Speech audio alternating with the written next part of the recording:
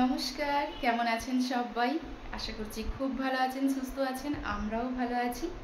আজকের দিনটি হচ্ছে মঙ্গলবারের দিন, আর দুপুর হচ্ছে এখন প্রায় ওই 1:30টার মতন বাজে।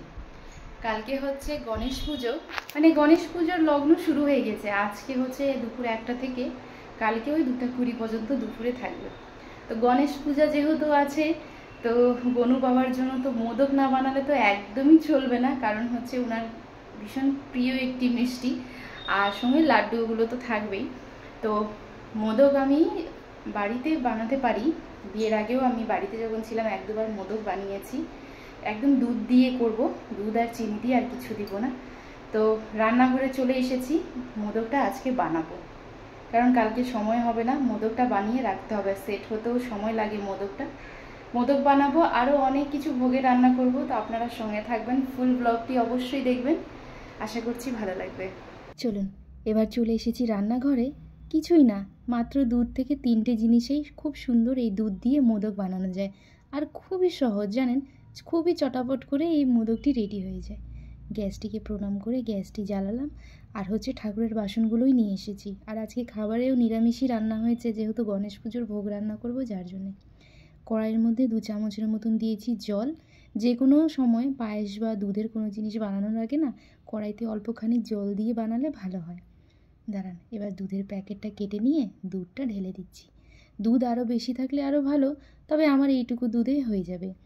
তো এই আমুলের প্যাকেট আনছিলাম ছোট্ট, এটি হচ্ছে 15 টাকা দাম নিয়েছিল। সেই দুধটা দেওয়ার পর একদম হাই হিটে যখন টকবক করে ফুটে আসবে, তখন হচ্ছে বড় কাপের, আমার হচ্ছে এটা মেজারমেন্ট কাপ, সেই কাপের হচ্ছে 1 কাপের মতো দিচ্ছি গুঁড়ো দুধ। একবারে ঢেলে দেবো না, না হলে ওই দলা পেকে যাবে, যার জন্য অল্প অল্প করে দুধ দিচ্ছি 1 হাত দিয়ে, আর 1 হাত দিয়ে কন্টিনিউয়াসলি সেটাকে মিক্স করে যাচ্ছি। সবকটা দিয়ে দেওয়ার পর ভালো করে মিক্স করে কিছুক্ষণ পর আবার এটা অ্যাড করব হচ্ছে মিষ্টি। তো মিষ্টি আপনারা একটু ভেবে ভেবে শুনে একটু দেবেন, কারণ হচ্ছে গুঁড়ো দুধ তো রয়েছেই, এমনিতে মিষ্টি হবে, সেই ক্ষেত্রে চিনির পরিমাণটা একটু কম দিলে ভালো হয়।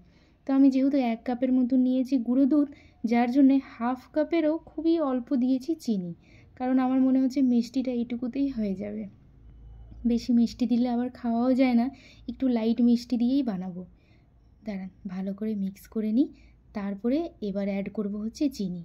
এবার চিনি দেওয়ার পর এটা কিন্তু কন্টিনিউয়াসলি নাড়াচাড়া করার পর দেখবেন কিছুক্ষণ পর 5-7 মিনিট পর দুধটা না একটু গাঢ় হওয়া শুরু করবে। এই গাঢ় দুধ যখন হওয়া শুরু করবে, তখন আঁচটাকে একদম কম করে দিবেন, না হলে কিন্তু নিচে থেকে লেগে যেতে পারে। আর সব সময় ক্ষীর, পায়েস বা মিষ্টির আইটেম বানানোর সময় না একটু চেষ্টা করবেন এমন বাসন নেওয়ার যার তলাটা একটু মোটা থাকে। তো আমিও কড়াই একটু ভারী কড়াইটাই নিয়েছি। তারপরে হচ্ছে অল্পখানি হাফ চামচের মতন ঘি দিচ্ছি। মিষ্টিগুলোতে না একটু ঘি দিলে খুব সুন্দর গন্ধ বেরোয়। আর তারপরে হচ্ছে ভালো করে মিক্স করে নেব। কিভাবে বুঝবেন যে এটা রেডি হয়ে গেছে? কিছুক্ষণ পরই দেখবেন এটা যখন শুকিয়ে আসবে হালকা হিটে। এটা করতে প্রায় আমার ওই 15 থেকে 20 মিনিটের মতন সময় লেগেছিল। আসলে দুধ অল্প ছিল তো, যার জন্যে বেশি দুধ থাকলে আবার দেখা যায় যে একটু বেশি খানিক সময় লেগে যাচ্ছে। কিছুক্ষণ পর দেখবেন ঠিক এইরকমভাবেই কড়াইটা ছেড়ে ছেড়ে আসবে নিজে নিজেই, আর একটা দলা পেকে যাবে, মানে যেরকম আটা মাখার সময় দলা হয়ে যায় ঠিক ওরকমই হয়ে যাবে। ডোটা একটা মণ্ডর মতন রেডি হয়ে যাবে। ঠিক তখনই গ্যাসটাকে অফ করে নামিয়ে নিব। 5-10 মিনিট মতন ছেড়ে দিচ্ছি, কারণ প্রচুর পরিমাণে গরম রয়েছে, হাত দেওয়া যাবে না। 10 মিনিট পর আমি রান্নাঘরে চলে এসেছি, হাতে অল্পখানি ঘি মেখে নিয়েছি। আর আমার কাছে না মোদক বানানোর যে মোল্ড হয় সেটা নেই। আমি প্রত্যেক বছরই ভাবি জানেন যে এই বছরে কিনবো, এই বছরে কিনবো, কিন্তু কোনো এত এত অনলাইনে কেনাকাটি হয়, কিন্তু এই মোদকের মোল্ডটাই কেনা হয় না। কিন্তু হাত দিয়েও ভারী সুন্দর বানানো যায়। দেখুন, প্রথমে গোল করে নেব, তারপরে উপর দিকে একটু মানে একটু লম্বা করে টেনে দিয়ে এবার যে কোনো কাঠি হোক বা চাকুর সাহায্যে সাইডে সাইডে হালকা করে দাগ করে দিবেন, মোদকের ডিজাইন হয়ে যায়। আবার মোল্ডে করলে খুব সুন্দর হয়, ডিজাইনটি দেখতেও একদম ভালো লাগে। এবার ভাবছি মোদকের মোল্ডটা কিনবই। চলুন এইভাবে করে মোদকটা বানিয়ে রেডি করে একদিন আগেই আমি রেখে নিচ্ছি, কারণ পরের দিন আমার প্রচুর প্রচুর ভোগের রান্না আছে, তখন আর সময় দিতে পারবো না। আর এদিকে গণেশ পুজোর লগ্নর মধ্যেই পুজোটাই করতে হবে। দাঁড়ান, আর একটি মোদকটা বানিয়ে আপনাদেরকে দেখাচ্ছি। প্রথমে অল্প অল্প খানিক পুরটা নিয়ে হাতে গোল করব, আর উপর দিকে হালকা একটু টেনে দেব। তারপরে যে কোনো চাকু বা কাঠির সাহায্যে আমি আসলে ওই সাইডে দেখতে পাচ্ছেন চাকুগুলো রয়েছে, চামচ রয়েছে, চামচ দিয়েও সুন্দর হয়, কিন্তু আমি চামচ দিয়ে করছি না, কারণ এটা ঠাকুরের জিনিস তো, যার জন্য ঠাকুরেরই চাকু, বাসন, কড়াই সব সেটাই রয়েছে, অন্যান্য কোনো জিনিস দিচ্ছি না। চলুন, আমাদের মোদক কিন্তু একদম রেডি, আর একটা বানিয়েছি বিশাল বড় সাইজ। নমস্কার, কেমন আছেন সবাই? আজকের দিনটি হচ্ছে বুধবারের দিন, আর সময় হচ্ছে এখন ওই 7টা মতন বাজে। তো আমি উঠে স্নান করে নিয়েছি, এখন মুখের অবস্থা একদমই ভালো না, গিয়ে একটু মেকআপ করবো এখন। তো রান্নাঘরে চলে এসেছি, কারণ হচ্ছে ওই যে পুয়া বানাবো, তো পুয়ার জন্য যে ব্যাটারটি সেটি আগে থেকে রেডি করে রাখতে হবে। কারণ যে স্নান করে প্রথমে হচ্ছে পুয়ার যে ব্যাটার আর তালের বড়া যে বানাবো সেটার ব্যাটারটা রেডি করে রাখতে হবে রেস্টে, যার জন্য স্নান করার সঙ্গে সঙ্গে রান্নাঘরে চলে এসেছি। বাসনে নিয়ে প্রথমে নিয়েছিলাম 2টো কলা, আর চিনিটাকে ভালো করে হাত দিয়ে মেখে নিয়ে তার মধ্যে একটু বেশি করে তালের রস, ময়দা, চালের গুঁড়ি আর হচ্ছে এই দুধ দিয়ে ভালো করে একটি স্মুথ ব্যাটার বানিয়ে রেস্টে রেখে দেবো। সুজিও আমি দিয়েছিলাম অল্পখানি, 1-2 চামচ। এদিকে তালের বড়া বানানোর জন্য নিয়েছিলাম হচ্ছে কলা, চিনি, তারপরে হচ্ছে চালের গুঁড়ি, ময়দা আর হচ্ছে পাউডার দুধ।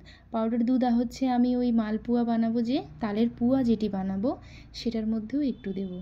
আরও অনেক কিছুই রান্না হবে, সেটাও আপনাদেরকে দেখাচ্ছি। প্রথমে এই দুটো কাজটি ভাবলাম রেডি করে তারপরে রেখে দিয়ে আমি যাব হচ্ছে একটুখানি রেডি হতে, কারণ মন্দির সেখানে মুছতে হবে, তো সেগুলো করে তারপরে আমি আবারও আসবো ঠাকুরের ভোগের রান্না করতে। তো গণেশ পুজোর দিন আসলে আমি প্রত্যেক বছরই বাড়িতে পুজো করি, আর নিজের হাতেই চেষ্টা করি ঠাকুরকে ভোগ দেওয়ার, কারণ নিজের হাত দিয়ে ঠাকুরকে ভোগ দেওয়ার, বানিয়ে ভোগ দেওয়ার না শান্তিটাই আলাদা। আর চলে এসেছি একটুখানি রেডি হয়ে, কিছুই করি নাই, মুখে জাস্ট সানস্ক্রিন মেখে চলে আসলাম। তো আমার হচ্ছে পুয়ার ব্যাটার আর তালের বড়ার যে ব্যাটারটি সেটি রেডি হয়ে গেছে, এবার এক এক করে ভাজবো। এদিকে আমি ভাজার কাজগুলো শুরু করে দিচ্ছি, কারণ হচ্ছে এই ভাজা পুরা করে নেওয়ার পর আবারও অনেক কিছু ভোগের রান্না করব অল্প অল্প করে। আর ঠাকুরের বাসনটা মানে ঠাকুরের কড়াইটি আমার কাছে এইমাত্র একটি রয়েছে, তো আমাকে তাড়াতাড়ি করে কাজটি করতে হবে। তো প্রথমে আমি চাপিয়েছি তালের বড়া, তালের বড়াটা হয়ে গেছে, এবার এক এক করে হচ্ছে পুয়াটা ভেজে নেব। এই পুয়া ভাজতে গিয়ে জানেন আমার প্রায় অনেক দেরি হয়ে গেছিলো, তো ভাবলাম পুয়া যখন ভাজা হচ্ছে তাহলে হালকা হিটে পুয়া না ভাজলে আবার ভিতরে কাঁচা থেকে যাবে, যার জন্য ভাবলাম এদিকে পুয়াটি হইতে থাক, আমি চলে যাচ্ছি মন্দিরের কাজ করতে। এদিকে আজকে এই পুজোর যে ফুলের ঝুড়িটা দেখে দুটি চোখ জুড়ে যাচ্ছে, কি সুন্দর লাগছে দেখুন। আর পদ্ম ফুল নিয়ে এসেছি ঠাকুরকে দিতে হবে বলে, তো বসে বসে পদ্ম ফুলটাও ফুটিয়েছি। এবারে এই বড় একটি মালা আনতে বলছিলাম ওকে, কিন্তু আমার ঠাকুরের প্রতিমা আসলে ছোট, তো যার জন্য এত বড় ফুলের মালাটি লাগবে না।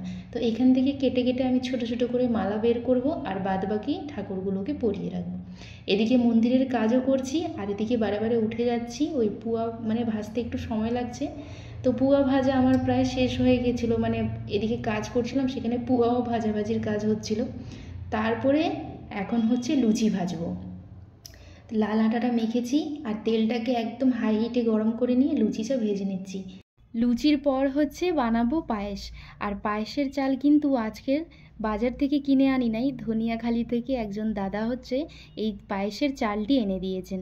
উনাদেরই হচ্ছে জমিনের চাষ করা চাল, সেটা দিয়েই হচ্ছে পায়েসটি বানাবো, প্রথমে ঠাকুরকে ভোগ দেব বলে। তো চলুন, আজকের ব্লগটাও আমি এখানেই শেষ করছি। সবাই ভালো থাকবেন, সুস্থ থাকবেন। ব্লগটি কেমন লাগলো কমেন্টে অবশ্যই জানাবেন। ভালো লাগলে একটি লাইক, কমেন্ট, শেয়ার করে পাশে থাকবেন। আমি দেখা করব আপনাদের সঙ্গে আরও একটি নতুন কোনো ব্লগ ভিডিও রেসিপি নিয়ে। আর আজকের পায়েস হচ্ছে আমি লাল বাতাসে দিয়েই করব, চিনি দিয়ে করব না।